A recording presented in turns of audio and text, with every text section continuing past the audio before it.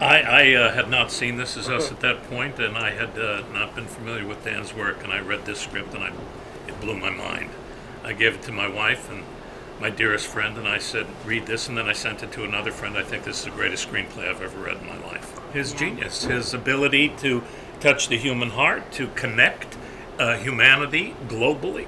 I don't know what more you could ask for at this moment in time. I know a lot of writers who've read the script as it kind of made the rounds. It was on the blacklist. I think it got like number 2 on the blacklist. Yeah, I think so. And people who have read it just keep saying that's one of the greatest scripts I've ever read. It was just so perfectly put together in a way that is so complicated, just so hard to do. Typically, things that are so desperate for your emotions and are really begging for you to feel things don't work on me.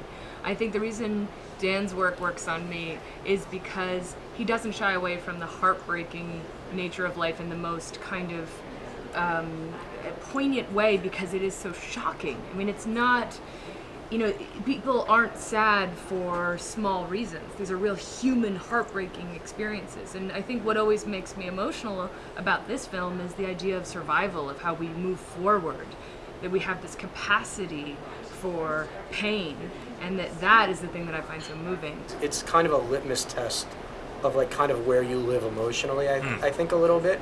So we kind of, I think, have a similar sensibility, so it speaks to us in that way, which goes beyond like, oh, I liked the screenplay and I liked it, because like a friend of mine said that he was like, he found the movie to be like a litmus test for like a type of person you would probably engage with.